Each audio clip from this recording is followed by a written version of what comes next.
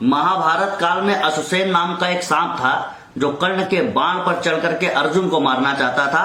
स्वाभिमानी कर्ण ने उसे यह मौका नहीं दिया, तो आज हमारी आस्तीन के सांप बनकर के वही अश्वसेन आज निकल आए हैं और ये सांप आज कोरोना के बाढ़ पर चढ़कर हिंदुस्तान को मारने के लिए आतुर हो चुके हैं। अरे चमगादड़, बिच्छुओं और काकरोचों के त्रिकोणीय मुकाबले से पैदा हुए लफंडर, लावारिस, बदबूदार, गंदे कीड़ों, दुनिया भर मर रही है और तुम जमात लगा करके बैठे हुए हो। तुम्हारे लिए तो डॉक्टरों की टीम जब तुम्हें देखने के लिए गई तो तुमने उन पर भी हमला कर दिया। तुमसे यही उम्मीद है, क्योंकि जब तुम पोलियो की दवा को नसबंदी की दवा समझ सकते हो तो कोरोना की दवा को तुम एनपीआर और एनसीआर के कागज देखने के लिए आए लोग भी समझ सकते हो। तुम्हें निकालने के लिए अजीत डोभाल को आगे आना पड़ा, राष्ट्रीय सुरक्षा सलाहकार को आगे आना पड़ा। तुमने हमको भी पंचर वाला समझ रखा है काबे, तुमने हमको भी खाली समझ रखा है जो अपनी बुद्धि के पंचर टायर ला करके हमारे सामने फैला देते हो। हरामखोरो, पहले तुम्हें निकाले और उसके बाद एक एक करके चेकअप करे और तुम दुष्टता में, धूर्तता में ट्रेनों में बैठ करके भाग जाओ इस हिंदुस्तान को बीमारी बांटने के लिए।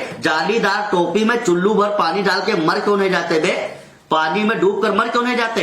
तुम्हें निकाले और तुम्हें आइसोलेशन में हम रखें, हम खर्च करें, हमारे डॉक्टर्स की टीम, हमारे पुलिस की टीम तुम्हारी सेवा में लगे और तुम बस में बैठ करके थूको, जाहिलो, अस्पताल में जाकर के थूको, इंदौर में डॉक्टरों की टीम पर थूको। अबे वो दवा लेके आए थे, अरबी ऊंटो, बम नहीं लेके आए थे तुम्हारे जैसे। और ये सभी बर्दाश्त के बाहर तो था ही, और उससे भी ज्यादा तुमने हद तो तब पार कर दी जब तुम्हारी सेवा में लगी हुई नर्सों को तुमने बदतमीजी की, उनसे उन्हें अश्लील गाने सुनाए, उनसे अजीब अजीब डिमांड की और अपने तुम पैंट खोल करके उनके सामने खड़े हो गए।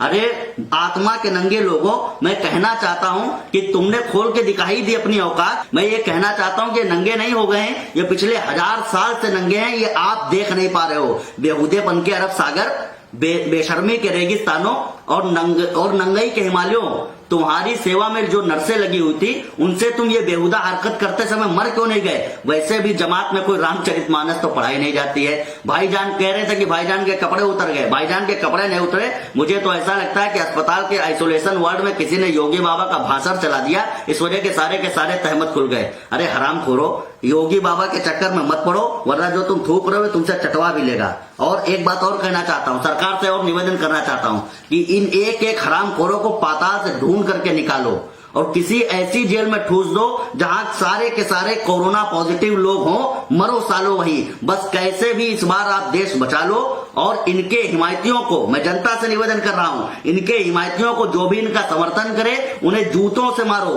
और एक नहीं 100 मारो तब एक गिनो, और तब तक मारो जब तक इनके सर के जिहादी बाल झड़ नहीं जाते हैं। शाहीन बाग में बैठे थे, अब यहां पर आकर के मर गए। ये हिंदुस्तान, बहुत कह रहे हिंदुस्तान हमारे बाप का है, हिंदुस्तान तुम्हारे बाप का नहीं है, क्योंकि तुम्हारा बाप हिंदुस्तान में रहने के लायक ही नहीं है। और ये ओवैसी, कन्हैया कुमार, स्वरा भास्कर, राजदीप सरदेसाई, बरखा दत्त, अभिसार और इनका आका, वो क्या नाम उसका, वो महिषासुर रवीश कुमार, वो रवीश कुमार तो अलग टाइप का एकदम चरस लेता है, पता नहीं किस ब्रांड की। वो कह रहा है कि रामायण क्यों दिखाई जा रही, किस जनता की मांग पर दिखाई जा रही है? अरे मूर्ख, ये उसी जनता की मांग पर दिखाई जा रही है जिस जनता को दिखाने के लिए तुम छठ मैया का डिलिया लेकर के बिहार में सड़कों पे घूम रहे हो और यहाँ भोजपुरिया में सबको मूर्ख बनाने के लिए बैठे हुए हो। मैं रवीश और इन सबसे पूछना चाहता हूँ, ये सारे के सारे अब कहाँ मर गए हैं? ये सारे छद्मनिरपेक्ष, सेकुलर, शर्मनिरपेक्ष पत्रकार कहां पर जाकर के छुपे हुए हैं कि इन जमातियों को उठा करके बरखा दत्त, सागरिका घोष, स्वरा भास्कर, निधि राजधान, रवीश कुमार, कन्हैया कुमार के घर पर आइसोलेट करो, ताकि साला इन जमातियों को भी इनका शबाब मिलता रहे, जो ये चाहते हैं वो मिलता रहे, और तथाकथित गंगा जमुनी तहजीब की रक्षा भी होती रहे। अंत में मोदी जी से एक बात कह रहा हूं कि असली वाले मोदी जी बनिए, जो आपका वास्तविक रूप है उसमें आ जाइए। मोदी जी आपत्ति काल में, हाथ जोड़ करके कहता हूं, मोदी जी आपत्ति काल में मर्यादा का कोई जगह ही नहीं होती है। आपत्तिकाल मर्यादा नास्ते, आपत्तिकाल में मर्यादा का कोई स्थान ही नहीं है। प्रतिज्ञा के बाद भी भगवान श्री कृष्ण को रथ का पहिया भीष्म के सामने उठाना पड़ा, 100 गाली देने के बाद में शिशुपाल को मारना पड़ा और रास्ता न देने पर भगवान श्री राम को भी धनुष उठाना पड़ा।